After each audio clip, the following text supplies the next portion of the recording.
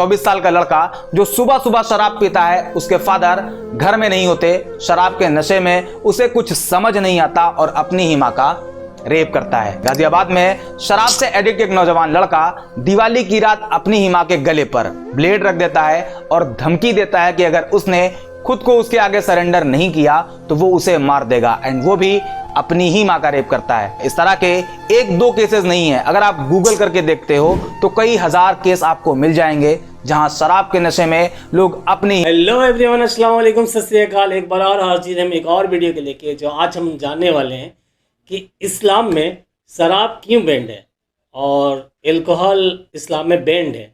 वो परफ्यूम भी नहीं लगा सकते हैं एल्कोहल का, या इत्र भी एल्कोहल में नहीं डाल सकते हैं, कोई भी चीज़ एल्कोहल का यूज़ नहीं कर सकते हैं। जो बैंड है, जब प्रॉफिट मोहम्मद सल्लल्लाहु अलैहि वसल्लम थे उस टाइम से ही, मतलब पहले शराब चलता था मक्का मदीना में, तो उसके बाद जब वो आए प्रॉफिट मोहम्मद आए उसके बाद शराब बैंड हो गया। पर क्यों बैंड हो गया, शराब से क्या होता है नुकसान, ये इस्लाम बता रहा है। तो चलिए हम चलते हैं और इस वीडियो को देखते हैं, जो है MC राज का वीडियो, जो इन्होंने बताया है कि शराब क्यों बैंड है इस्लाम में। तो चलिए बिना टाइम वेस्ट किए इस वीडियो को स्टार्ट करते हैं। और चैनल पर नए होते चैनल को सब्सक्राइब कर लीजिएगा, क्योंकि मैं इसी तरह का वीडियो और भी लाता रहता हूँ, काफ़ी नॉलेज वाला वीडियो, और मुझे भी जानकारी मिलती है। तो चलिए स्टार्ट करते हैं इस वीडियो को और देखते हैं, उसके बाद फिर बात करते हैं क्यों बैंड है शराब। इस्लाम में शराब हराम है, यह बात दुनिया का हर वो इंसान जानता है जो मेंटली फिट है। कई मुस्लिम कंट्रीज में तो शराब पूरी तरह से बैन है, ना ही वहां शराब बनती है और ना ही वहां शराब बिकती है। अभी पिछले साल कतर ने फीफा वर्ल्ड कप को होस्ट किया था, एक ऐसा वर्ल्ड कप जो दुनिया के सबसे बड़े टूर्नामेंट में से एक है, जिसमें मैक्सिमम टीम वेस्टर्न कंट्रीज से आती है, जहां शराब उनके कल्चर का एक हिस्सा है। बावजूद इसके कतर ने अल्कोहल को पूरी तरह से बैन कर दिया था। साल 2022 फीफा वर्ल्ड कप उसके इतिहास का ऐसा पहला टूर्नामेंट भी था जिसमें शैंपियन नहीं खोली गई। अब सवाल ये, आपने कभी सोचा आखिर इस्लाम में शराब हराम क्यों है, क्यों मुसलमानों को शराब से दूर रहने को कहा गया है? समझते हैं आज की वीडियो में। MC राज, पहले समझते हैं कि इस्लाम में शराब का इतिहास क्या है। 7वीं सेंचुरी में जब प्रॉफिट ऑफ इस्लाम ने अपनी नबूवत के बारे में लोगों को बताया कि वो अल्लाह के नबी हैं और अल्लाह का पैगाम लोगों तक पहुंचाने के लिए उन्हें भेजा गया है, उस टाइम अरब में बहुत सी बुराइयां हुआ करती थी। लड़कियों को जिंदा जमीन में दबा दिया जाता था, औरतें बाजारों में बिका करती थी, जो लोग अमीर होते थे उनका बिहेव गरीबों के साथ जानवरों जैसा हुआ करता था। ऐसी बहुत सी बुराइयां थी जिसे करने में अरब प्राउड फील करते थे, जिसमें एक बुराई थी शराब, जिसे अरबी में खम्र कहा जाता है और इसका प्लूरल होता है खुमूर। उस टाइम अरब में शराब लोगों की जिंदगी का हिस्सा हुआ करती थी। सुबह पीने के लिए अलग शराब, रात में पीने के लिए अलग शराब, मेहमानों के लिए अलग शराब, मतलब शराब की बहुत सी कैटेगरी भी हुआ करती थी। प्रॉफिट ऑफ इस्लाम अल्लाह के पैगाम को लोगों तक पहुंचाना शुरू करते हैं और धीरे धीरे लोग इस्लाम की तरफ आते हैं, मुसलमान होने लगते हैं। लोग मुसलमान तो हो जाते लेकिन शराब भी पीते, क्योंकि अब तक शराब के हराम होने की कोई बात उन्हें नहीं बताई गई थी, क्योंकि शराब उनके लिए उनकी जिंदगी का एक हिस्सा थी। लेकिन इसी बीच कुरान चैप्टर 2 वर्स 219 लोगों को बताई जाती है, जिसमें कहा गया है, ऐ नबी, ये आपसे जुए और शराब के बारे में पूछते हैं, कह दीजिए इन दोनों के अंदर बड़े गुनाह हैं, कुछ लोगों के लिए कुछ फायदे भी हैं, लेकिन बुराई फायदे से ज्यादा है। इस टाइम तक शराब को लेकर उसकी बुराई के बारे में तो बताया गया, लेकिन अभी भी शराब हराम नहीं है। जैसा भी आपको बताया, शराब अरब के लिए उनकी जिंदगी का हिस्सा थी। ऐसे में डायरेक्ट शराब को पूरी तरह से बंद कर देना सही ना होता। कुरान के चैप्टर 2 वर्स 219 को याद रखना, हम इसके बारे में आगे भी बात करेंगे और इसका कॉन्टेक्स्ट क्या है इसके बारे में भी समझेंगे। शराब को लेकर अब एक और पैगाम आता है कुरान चैप्टर 4 वर्स 43, जिसमें कहा गया है, ऐ ईमान वालों यानी मुसलमानों, अगर तुम नशे की हालत में रहो तो नमाज के लिए ना जाओ। अभी भी शराब पूरी तरह से बैन नहीं है, सिर्फ एक बैरियर है जो ये कहता है अगर नशे की हालत में हो तो नमाज के लिए ना जाओ। यानी शराब पी सकते थे, बस नशे की हालत में नमाज नहीं पढ़ सकते थे। इस पर्टिकुलर टाइम तक इस्लाम में शराब कंप्लीटली फॉरबिडन नहीं थी, बस एक नमाज ना पढ़ने वाली कंडीशन थी। अब आता है वो टाइम जब इस्लाम में शराब को कंप्लीटली हराम बताया जाता है। कुरान चैप्टर 5 वर्स 90 एंड 91, ऐ ईमान वालों यानी ऐ मुसलमानों, शराब और जुआ और बूत ये सब गंदे काम हैं, ये सब शैतान के तरीके हैं, इसलिए उनसे दूर रहें ताकि आप कामयाब हो सकें। वर्स 91 में कहा गया है, शैतान तो ये चाहता है वो शराब और जुए के जरिए तुम्हारे बीच दुश्मनी और नफरत पैदा कर दे, तुम्हें रोके अल्लाह की याद से, नमाज से, तो इसे छोड़ते हो या नहीं। ये सुनने के बाद उस टाइम के जो मुसलमान थे उन्होंने शराब पीना बंद कर दिया। यहां तक बताया जाता है कि जब लोगों ने यह सुना कि शराब हराम हो गई है तो जिसके घर में शराब थी उसने उसे फेंक दिया, जिसके हाथ में शराब थी उसने उसे वहीं रख दिया, जिसके मुंह में शराब थी उसने थूक दिया, और जो शराब पी चुका था वो उसके पेट में जा चुकी थी, उसने ये सोचकर उल्टी कर दी कि हो सकता है शराब हराम होने का हुक्म पहले आ चुका हो और मुझे बाद में पता चला हो, तब तक मैंने शराब पी ली हो। और इसी के बाद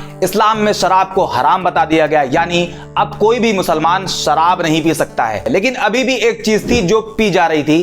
प्रॉफिट ऑफ इस्लाम के टाइम में भी उसे पिया गया, फर्स्ट कैलिफ अबू बकर के टाइम पर भी उसे पिया गया, लेकिन अब आता है सेकंड कैलिफ हजरत उमर का टाइम। इस्लामिक सोल्जर्स जब जंग के लिए निकलते तो उस टाइम पानी की कमी होती थी। ऐसे में उन्हें एनर्जी मिल सके उसके लिए एक चीज पिलाई जाती थी जिसे अरबी में नबीद यानी तिला कहा जाता था। यह वही चीज है जिसे इंडियन सब कॉन्टिनेंट में ताड़ी कहते हैं, जो कि ताड़ के पेड़ से निकलता है। दोनों में फर्क बस इतना है कि यहाँ ताड़ के पेड़ से बनाया जाता है, जबकि अरब में खजूर और अंगूर से बनाया जाता था। ये जो नबीद होता है यानी ताड़ी, इसकी खासियत यह है कि इसमें नशा नहीं होता लेकिन एनर्जी होती है। प्रॉब्लम यह है कि जब इसे और ज्यादा पका दिया जाता है तो इसमें नशा आ जाता है, जो कि इस्लाम में ऑलरेडी हराम है। इसी वजह से सेकंड कैलिफ हजरत उमर ने नबीद पर भी बैन लगा दिया। वो ये नहीं चाहते थे कि मुसलमान ऐसी किसी भी तरह की चीज इस्तेमाल करें जिसमें नशा होने का खतरा हो। अब तक आप ये समझ गए कि शराब को इस्लाम में हराम बताया गया है। यह बात कुरान से प्रूव होती है, लेकिन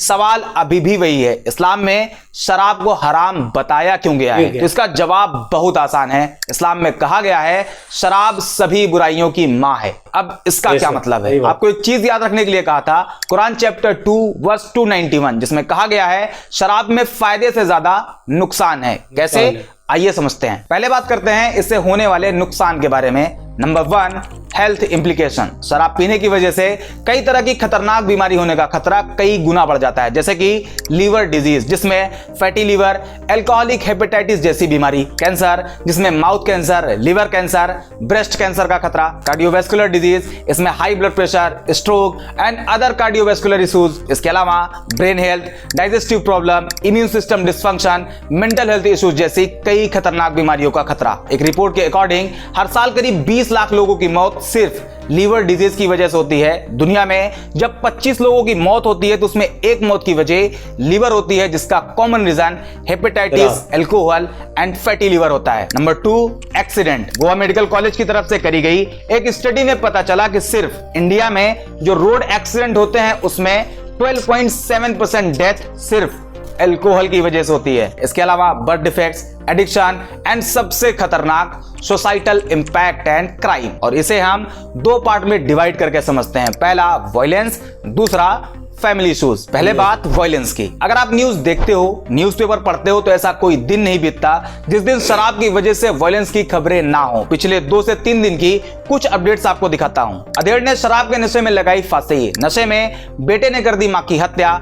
एक बाप ने नशे की हालत में अपने ही बेटे को मार दिया, जो कि सिर्फ 18 साल का था। इसके अलावा क्राइम अगेंस्ट वुमेन को लेकर एनसीआरबी का यह डेटा आपको हैरान कर सकता है। एनसीआरबी के 2015 के एक रिपोर्ट के अकॉर्डिंग वुमेन के खिलाफ होने वाले क्राइम में 85% क्राइम शराब के नशे में होते हैं, जो कि इमोशनल भी होता है, फिजिकल एंड सेक्सुअल भी होता है। इस तरह की एक नहीं बल्कि बहुत सी न्यूज रोज आती है, वो भी सिर्फ इंडिया में। अब आप पूरी दुनिया के बारे में सोचना। दूसरे नंबर पे आता है फैमिली इश्यूज। मैं आपको सिर्फ बिहार के बारे में बताऊं तो 83% वुमेन तब वायलेंस फेस करती हैं जब उनके हस्बैंड शराब के नशे में घर आते हैं, और शराब के नशे में वो अपनी ही वाइफ के साथ कैसा बिहेव करते हैं इसके बारे में आप जरूर जानते होंगे। आपके ही नजर में कोई ना कोई ऐसा इंसान जरूर होगा जो शराब पीकर अपनी ही फैमिली को हैरेस करता है। एक चीज मैं आपको और बताऊंगा जो हमारी सोसाइटी के लिए किसी काले धब्बे से कम नहीं। शराब को इस्लाम में हराम क्यों किया गया है उसके कई रीजन अब तक आप देख चुके हैं, और उसी में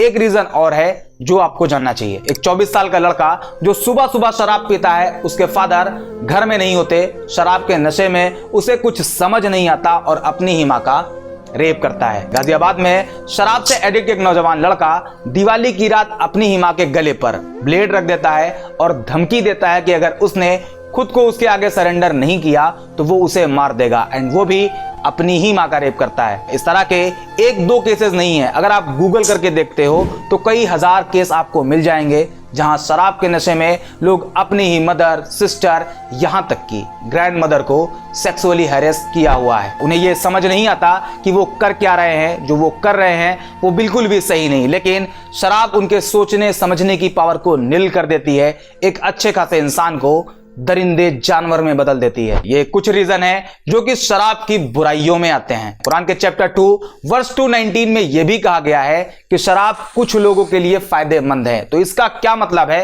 वो भी देख लें। शराब को लेकर अब तक बहुत से रिसर्च किए जा चुके हैं, जिसमें मॉडरेट एल्कोहल कंजप्शन को लेकर कुछ स्टडीज बताती हैं कुछ लोगों में हार्ट डिजीज के रिस्क कम हो जाते हैं। शराब टाइप 2 डायबिटीज के अगेंस्ट प्रोटेक्ट करती है, बोन हेल्थ के लिए भी फायदेमंद है। ये फायदेमंद तभी है जब लिमिट में यानी मॉडरेट ड्रिंकिंग करी जाए। अब यहाँ पर एक लूप होल मिलता है, लोगों के दिमाग में ये आ सकता है कि अगर लिमिट में पिया जाए तो फायदे ही फायदे हैं, इंसान होश में भी रहेगा, क्राइम भी नहीं करेगा, डोमेस्टिक वायलेंस भी नहीं होगा, बस लिमिट में पीकर घर जाकर सो जाएगा, कोई बुरा काम नहीं करेगा। तो ये भी इस्लाम के करीब गलत है, क्योंकि उसी चैप्टर 2 वर्स 219 में कहा गया है शराब में फायदे से ज्यादा उसके नुकसान हैं। और एक हदीस भी है सुनन इब्ने माजा हदीस नंबर 3392, जिसमें प्रॉफिट ऑफ इस्लाम कहते हैं जिस चीज को लार्ज क्वांटिटी में पीने से नशा होता है उसे स्मॉल क्वांटिटी में भी पीना हराम है। और यही सेम हदीस सही बुखारी की हदीस नंबर 5590 पर भी मेंशन है। मतलब फायदे को पॉइंट आउट कर मॉडरेट ड्रिंकिंग के नाम पर शराब नहीं पी जा सकती, वो इस्लाम में हराम है एंड कंप्लीटली हराम है। अब इसका रिजल्ट भी देख लें। जब आप क्राइम इंडेक्स बाय कंट्री देखते हो तो 144 देशों की लिस्ट में सबसे कम क्राइम जिस देश में रिपोर्ट होती है वो है कतर। वही कतर जहां फीफा जैसे बड़े इवेंट में भी शराब पर बैन लगा हुआ था। उसके बाद यूएई और उसके ऊपर आता है ओमान, उसके ऊपर बहरीन और फिर सऊदी अरेबिया। ये वो कंट्रीज हैं जहां शराब को हराम माना जाता है। Result lowest crime rate. उम्मीद करते हैं इस वीडियो से आपको कुछ ना कुछ वैल्यू जरूर मिली होगी। इस्लाम में शराब हराम क्यों है इसका जवाब आपको मिल गया होगा। अगर हाँ तो वीडियो को लाइक जरूर करें। बाकी अगर आपको हमारा काम पसंद आ रहा और आपके लिए पॉसिबल हो तो हमें ज्वाइन भी जरूर करें, ये हमें और अच्छे से काम करने के लिए मोटिवेट करता है। आज के वीडियो में इतना ही, बाकी शेयर एंड सब्सक्राइब तो कर ही देना। मिलते हैं अगले वीडियो में। तो ये था MC रास का वीडियो जो बता रहे थे सब शराब हराम क्यों है इस्लाम में। शराब का वजह भी इन्होंने बताया कि बहुत से जब प्रॉफिट मोहम्मद थे तभी शराब पी रहे थे, उसके बाद एक और सहाबा थे, उसके बाद वो जो सहाबा हैं उन्होंने ख़त्म किया इस शराब को। जब हराम कुरान पे आया लिखाया कि हराम है तो सारे लोगों ने शराब को फेंक दिया। जो शराब बहने लगी पूरा मक्का मदीना में, सारे लोग मतलब जो पीते थे वो भी बंद कर दिए पीना। शराब को हर तरह से इसलिए बैंड कर दिया गया, हराम कर दिया गया कि शराब पीने के बाद लोग होश में नहीं रहते हैं, लोग गलत काम करते हैं, अपने ही घर में लोगों को घर तोड़ देते हैं, माँ को मार देते हैं, पिता को मार देते हैं, भाई को, बहन को, ना जाने कितने गलत कामें करते हैं ये लोग। तो शराब इसलिए इस्लाम में बैंड कर दिया गया।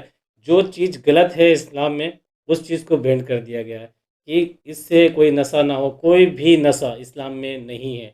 MC राज ने बताया कि हर नशा को इस्लाम में बैंड कर दिया गया है।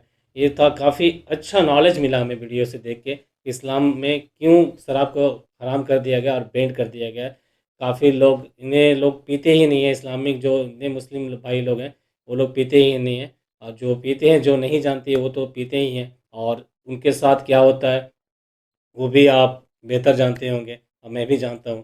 तो इनका वीडियो अच्छा लगा और काफ़ी अच्छा नॉलेज मिला इनका वीडियो से देख के कि इस्लाम में शराब क्यों बैंड है, हराम है। तो चलिए फिर मिलते हैं, नेक्स्ट रिएक्शन वीडियो लेके आते हैं। और इसी तरह का वीडियो मैं बनाता रहता हूँ, तो चैनल को सब्सक्राइब कर लीजिएगा और अच्छा लगे तो लाइक कर दीजिएगा। चलिए फिर मिलते हैं नेक्स्ट रिएक्शन वीडियो में, तब तक के लिए गाइस अमान अल्लाह।